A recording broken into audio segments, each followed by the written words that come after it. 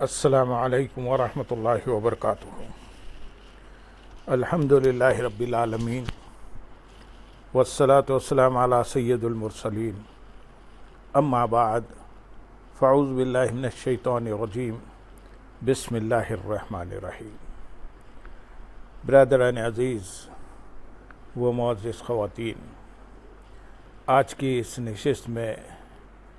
سورۃ الانبیاء کی آیت نمبر 108 سے آیت نمبر 112 تک تمام آیات کا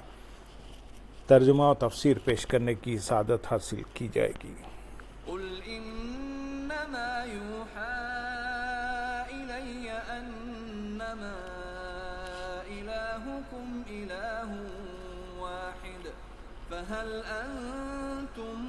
مسلمون فإن تولوا فقل آذنتكم على سواء وإن أدري أقريب أم بعيد ما توعدون إنه يعلم الجهر من القول ويعلم ما تكتمون وَإِنْ أَدْرِي لَعَلَّهُ فِتْنَةٌ لَكُمْ وَمَتَاعٌ إِلَى حِينٍ قَالَ رَبِّ احْكُم بِالْحَقِّ وَرَبُّنَا الرَّحْمَنُ الْمُسْتَعَانُ عَلَى مَا تَصِفُونَ۔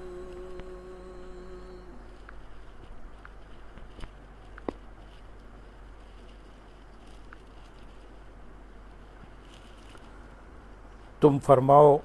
مجھے تو یہی وحی ہوتی ہے کہ تمہارا معبود صرف ایک معبود ہے، تو کیا تم مسلمان ہوتے ہو؟ اس سے پہلی آیات میں اللہ تعالیٰ کے واحد معبود ہونے پر کئی دلائل پیش کیے گئے اور فرمایا گیا کہ اللہ تعالیٰ نے اپنے حبیب صلی اللہ علیہ وسلم کو تمام جہانوں کے لیے رحمت بنا کر ہی بھیجا ہے۔ اب یہاں یہ فرمایا جا رہا ہے کہ اے حبیب صلی اللہ علیہ وسلم، آپ کافروں سے فرما دیں کہ معبود کے معاملے میں میری طرف یہی وحی کی جاتی ہے، اللہ تعالیٰ کے سوا تمہارا اور کوئی معبود نہیں، لہذا تم اللہ تعالیٰ کی وحدانیت پر ایمان لا کر مسلمان ہو جاؤ۔ آیت نمبر 109 میں ارشاد ہے، پھر اگر وہ منہ پھیریں تو تم فرما دو میں نے تمہیں برابری کی بنیاد پر خبردار کر دیا ہے، اور میں نہیں جانتا کہ تمہیں جو وعدہ دیا جاتا ہے وہ قریب ہے یا دور ہے۔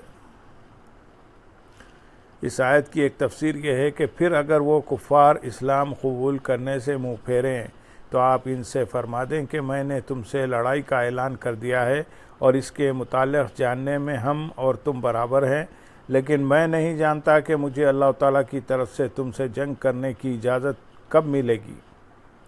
دوسری تفسیر یہ ہے کہ حبیب صلی اللہ علیہ وسلم، پھر اگر وہ کفار منہ پھیریں اور اسلام نہ لائیں تو آپ ان سے فرما دیں اللہ تعالیٰ کی وحدانیت سے متعلق جس چیز کا مجھے حکم دیا گیا ہے میں نے تمہیں برابری کی بنیاد پر اس کے بارے میں خبردار کر دیا ہے، اور رسالت کی تبلیغ کرنے اور نصیحت کرنے میں تمہارے درمیان کوئی فرق نہیں کیا ہے، اور میں اللہ تعالیٰ کے بتائے بغیر نہیں جانتا کہ تمہیں عذاب یا قیامت کا جو وعدہ دیا جاتا ہے وہ قریب ہے یا دور ہے۔ آیت کے اس حصے کے بارے میں مفتی نعیم الدین مراد آبادی رحمۃ اللہ علیہ نے خزائن العرفان میں جو کلام فرمایا، اس کا خلاصہ یہ ہے کہ یہاں درایت کی نفی فرمائی گئی ہے۔ درایت اندازے اور قیاس سے جاننے کو کہتے ہیں، جیسا کہ امام راغب اصفہانی رحمۃ اللہ علیہ نے مفردات امام راغب میں اور علامہ شامی رحمۃ اللہ علیہ نے رد المختار میں ذکر کیا ہے، اور قرآن کریم کے اطلاقات اس پر دلالت کرتے ہیں، جیسا کہ فرمایا سورۃ شعراء میں، اس سے پہلے نہ تم کتاب کو جانتے تھے نہ شریعت کے احکام کی تفصیل کو۔ اللہ تعالیٰ اسی لیے اللہ تعالیٰ کے لیے درایت کا لفظ استعمال نہیں کیا جاتا، لہذا یہاں اللہ تعالیٰ کے بتائے بغیر محض اپنی عقل اور قیاس سے جاننے کی نفی ہے،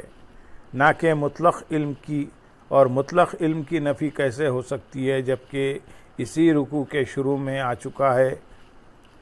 اور سچا وعدہ قریب آ گیا، تو یہ کیسے کہا جا سکتا ہے کہ وعدے کا قریب اور دور ہونا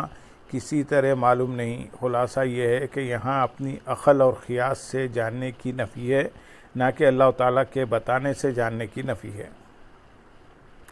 آیت نمبر 110 اور 111 میں ارشاد ہے،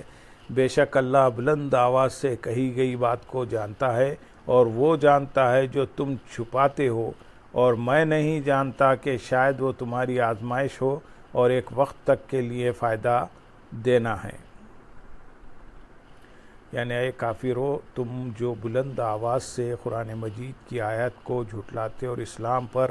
اعتراضات کرتے ہو، بے شک اللہ تعالیٰ اسے جانتا ہے، اور رسول کریم صلی اللہ علیہ وسلم اور مسلمانوں سے جو حسد و عداوت تم چھپاتے ہو اسے بھی اللہ تعالیٰ جانتا ہے، تو وہ تمہیں اس پر جہنم کی دردناک سزا دے گا۔ اور میں نہیں جانتا کہ شاید وہ تمہاری آزمائش ہو، یعنی میں نہیں جانتا کہ شاید دنیا میں عذاب کو مؤخر کرنا تمہاری آزمائش ہو، جس سے تمہارا حال ظاہر ہو جائے اور اللہ تعالیٰ کی مشیت کے مطابق موت کے وقت تک کے لیے تمہیں فائدہ دینا ہو تاکہ یہ تم پر حجت ہو جائے۔ آیت نمبر 112 میں ارشاد ہے، نبی نے عرض کی، اے میرے رب، حق کے ساتھ فیصلہ فرما دے، اور ہمارا رب رحمان ہی ہے جس سے ان باتوں کے خلاف مدد طلب کی جاتی ہے جو تم کرتے ہو۔ یہاں حضور اقدس صلی اللہ علیہ وسلم کی دعا کا ذکر ہے کہ آپ نے اللہ تعالیٰ سے یہ دعا فرمائی، اے میرے رب، میرے اور ان کے درمیان جو مجھے جھٹلاتے ہیں اس طرح حق کے ساتھ فیصلہ فرما دے کہ میری مدد کر اور ان پر عذاب نازل فرما۔ چنانچہ حضور انور صلی اللہ علیہ وسلم کی یہ دعا قبول ہوئی، اور جنگ بدر، جنگ احزاب اور جنگ حنین وغیرہ میں کفار مبتلا عذاب ہوئے۔ آیت کے آخر میں نبی کریم صلی اللہ علیہ وسلم سے فرمایا گیا کہ آپ کافروں کو وعید بیان کرتے ہوئے فرما دیں کہ ہمارا رب رحمان ہی ہے جس سے شرک و کفر اور بے ایمان کی ان باتوں کے خلاف مدد طلب کی جاتی ہے جو تم کرتے ہو۔ اللہم صلی علی سیدنا محمد وعلی آل سیدنا محمد وبارک وسلم، وآخر دعوانا ان الحمدللہ رب العالمین۔ سبحان رب